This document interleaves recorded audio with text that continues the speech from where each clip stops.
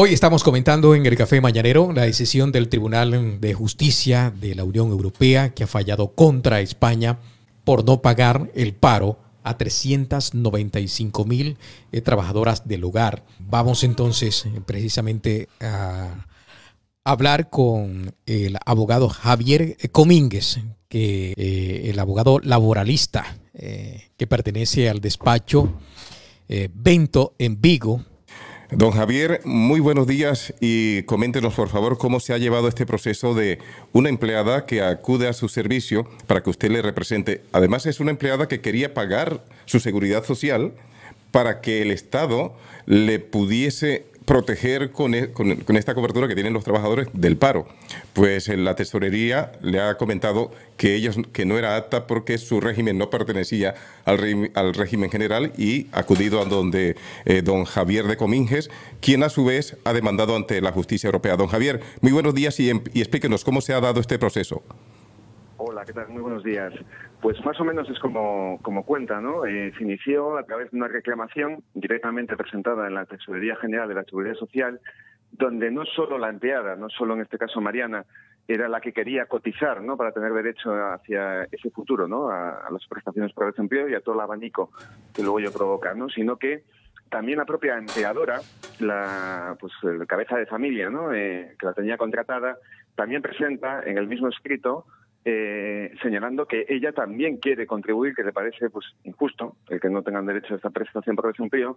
Entonces coincide que ambas, tanto empleadora como empleada, inician el procedimiento entendiendo que es una prestación básica y que por lo tanto asumiendo también su responsabilidad de que los costes que puedan surgir de las cotizaciones para tener este futuro derecho, pues que están a favor de que también se puedan abonar, ¿no? Y así comienza el procedimiento, donde en esencia lo que se discutía era que ustedes no pueden cotizar porque no van a tener derecho a la prestación.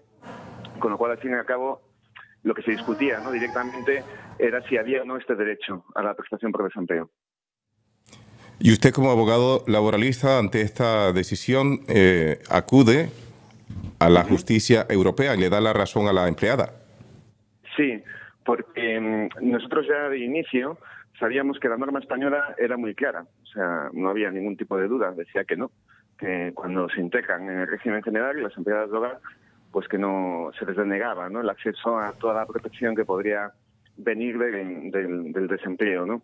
Entonces sabíamos que nuestro recorrido, ¿no?, en juzgados internos pues iba a ser muy corto, ¿no? Entonces ya desde la demanda planteamos que nuestro derecho interno puede vulnerar directivas europeas que, digamos, prohíben que se pueda discriminar entre hombres y mujeres en el acceso a una prestación de seguridad social. Y en este caso, pues, es un colectivo que está compuesto en más de un 95% por mujeres, la mayor parte pues también extranjeras, y que entonces la negativa, ¿no?, a poder tener derecho a esta prestación por desempleo no estaba en ningún caso justificada, ¿no? Y siendo un colectivo femenino, feminizado, pues entendíamos que podía existir esta discriminación, ¿no? Eso es lo que nos permite, cuando se está aplicando derecho europeo, que el máximo tribunal, ¿no?, de interpretación, que es el Tribunal de Justicia de la Unión Europea, tenga competencias para poder resolverlo, ¿no? Y además competencias que son superiores a nuestros propios tribunales, ¿no? Lo que diga este Tribunal de Justicia de la Unión Europea está por encima del Tribunal Supremo y por encima de nuestro Tribunal Constitucional en la aplicación del derecho europeo, con lo cual tiene mucha relevancia porque luego desprende efectos no solo en este caso, sino en todo el colectivo. Precisamente, don Javier, primero, enhorabuena por este logro en beneficio precisamente de un sector trabajador en España que ha venido padeciendo una precariedad laboral totalmente injusta y que nos sorprende que aún exista en pleno siglo XXI. Justamente quisiera saber cuál será el impacto que va a tener de ahora en adelante esta sentencia del Tribunal de Justicia de la Unión Europea, lo que tiene que ver con el sector doméstico, las trabajadoras del servicio doméstico, y decimos trabajadoras porque en su inmensa mayoría son mujeres y mujeres inmigrantes. Sí, pues el impacto que va a tener ya se está viendo, ¿no? Por un lado, pues ha salido la propia ministra del Trabajo, antes fue el secretario de Estado del Ministerio de Trabajo, donde pues ya han dicho públicamente que este año se va a regular en España la prestación por desempleo para el empleo doméstico y que pues iban a revisar cómo efectuarlo, tanto las cotizaciones como las prestaciones, pero que sí, que se iba a efectuar y aparte daban pidiendo conocimiento a lo que podía, al reconocimiento de la sentencia, ¿no? De la figura Pero, que Javier, recogía en la misma.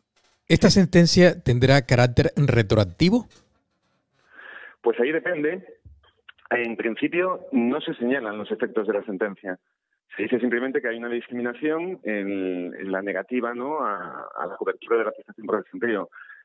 Los efectos que luego vaya a tener o no será, pues seguramente a través de una segunda fase, donde yo, por ejemplo, yo ya planteo, aunque todavía no hemos iniciado ningún caso por este lado, ¿qué sucede si ahora mismo pues hay una empleada de hogar que es despedida, que ha estado trabajando 10 años y que llega un momento y dice, oiga, yo quiero la prestación de desempleo?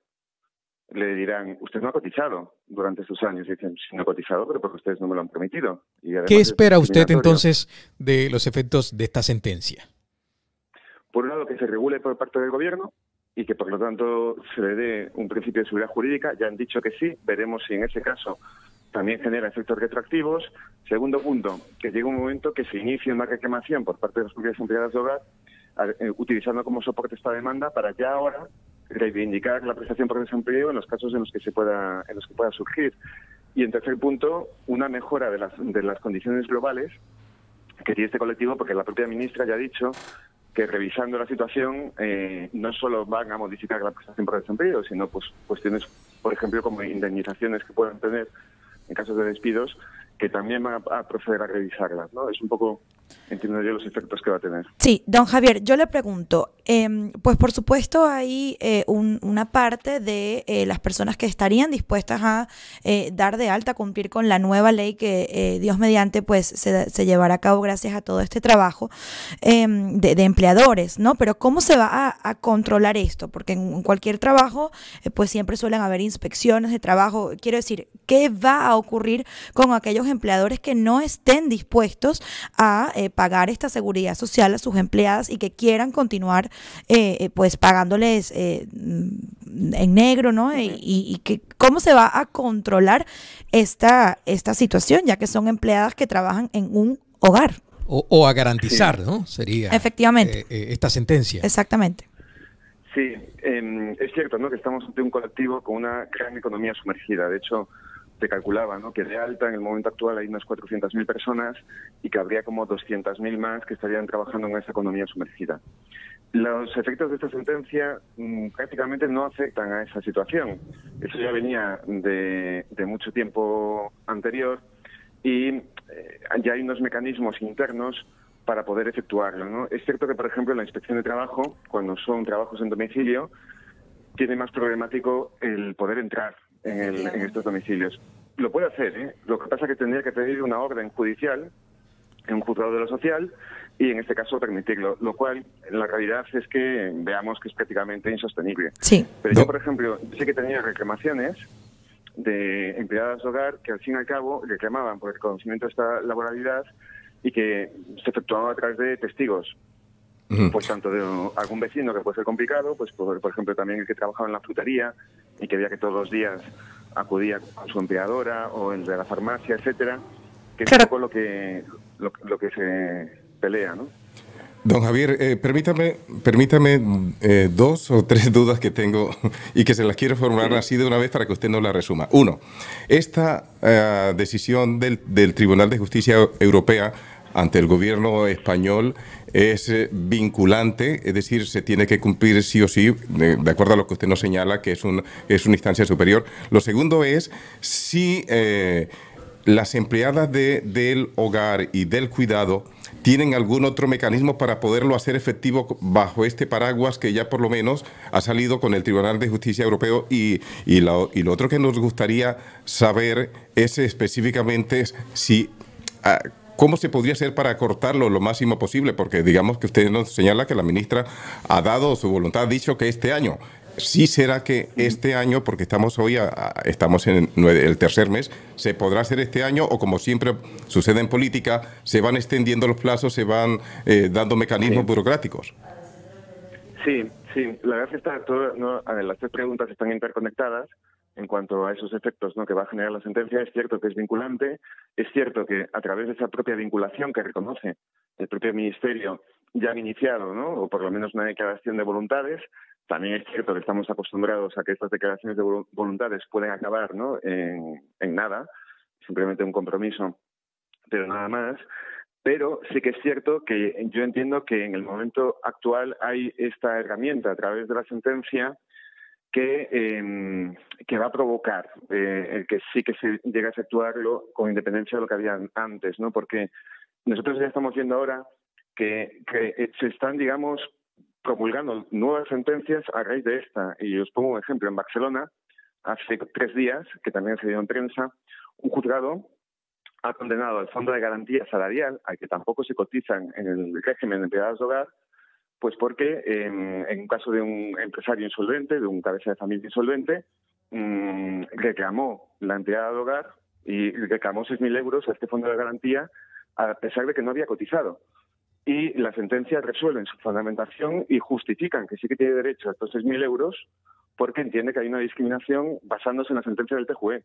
Entonces, si llega un momento que esto no se regula, lo que va a permitir es, a través de la sentencia, que las propias empleadas de hogar empiecen a presentar demandas a través de sus asociaciones, sindicatos o ellas a nivel individualmente y decir, bueno, pues nada, no se ha regulado, pues a pelearlo en el juzgado. Y utilizo esta sentencia como soporte y fundamentación.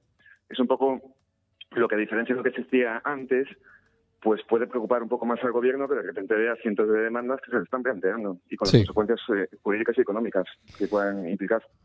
Javier, ya para finalizar y de forma particular, quería preguntarle si esta es la sentencia, porque estamos hablando de una sentencia histórica que puede cambiar o que tiene que cambiar el futuro laboral de cientos de miles de personas y de familias. ¿Es este caso el más importante que usted haya realizado con mayor impacto en una población, Javier? Pues sí, la verdad es que sí. O sea, lógicamente afecta, ¿no?, a un colectivo. El caso más importante. ¿No? ¿Cuántos años de profesión lleva usted, Javier? Pues mire, yo empecé en el 2006. O sea, llevo 16 años, ¿no?, prácticamente. Y luego además pues también he trabajado en sindicatos y bueno, llevo estos 16 años haciendo derecho laboral, ¿no?, en todas sus esencias, ¿no? Pero sí que es cierto que este caso es digamos, muy relevante, ¿no?, y uno de los más bonitos, tanto porque afecta a un colectivo muy importante, porque además es un colectivo de olvidadas que muchas veces han pasado desapercibidas, ¿no?, en cuanto a sus condiciones, y porque luego además los abogados que estamos acostumbrados, ¿no?, a interpretar las leyes, pocas veces tenemos la oportunidad de poder modificarlas, entendiendo que hay normas, ¿no?, superiores o derechos fundamentales que se ven atacados, ¿no?, por esa normativa, ¿no? Entonces, el haberlo conseguido todo esto en un procedimiento, pues me parece que lo doto todo de una relevancia pues muy singular y que te da un orgullo que se haya podido conseguir. Efectivamente, don Javier, yo realmente pues lo felicito por su labor tan importante para el progreso de los temas laborales en un país, ya que usted es pues experto en la materia y visto que el Tribunal de Justicia de la Unión Europea es quien pues falla en contra España, ¿qué país de la Unión Europea es ejemplo, es modelo de la regularización de empleadas de hogar? O sea, ¿en qué país podríamos inspirarnos en cuanto a esta materia se refiere? Es complicado, ¿eh? Por un sí. lado, sí que tengo un cierto desconocimiento, ¿no?, de la normativa en otros países de la Unión Europea. Cada país tiene un sistema de seguridad social también muy distinto, donde se regula, pues, por ejemplo, les pongo el ejemplo de Alemania. En Alemania no es que las empleadas de hogar tengan ningún tipo de diferencia, sino que allí se cotiza en base a la cuantía de salario. Y entonces, a mayor salario, mayores cotizaciones y mayores prestaciones, menor salario, menores prestaciones, ¿no? En Francia, por ejemplo, según nos habían comentado, no cabe la contratación directa, sino que es a través de agencias. Y estas agencias sí que garantizan que se cumplan pues una serie de condiciones de, pues por ejemplo, salarios mínimos y sobre todo cotizaciones, ¿no? Pero, claro, no podríamos dar un ejemplo, ¿no?, de un país específico directo, tomando también en cuenta estas circunstancias, ¿no?, que en cada país todavía no tenemos unificado en la Unión Europea las normas de acceso, ni tampoco las cotizaciones, ni el régimen de seguridad social. Hay unas normas mínimas que intentan hacer un sistema más homogéneo, pero cada país es muy singular en cuanto a sus derechos y obligaciones. Muy bien, don Javier de Cominges es abogado laboralista del despacho Vento, quienes han llevado una demanda ante la justicia europea para que se protejan los derechos de las trabajadoras del hogar y del cuidado. Muchas gracias por compartir con nosotros esta información y estaremos haciendo seguimiento. Un abrazo y un buen día. Muchas gracias a ustedes. Buenos días.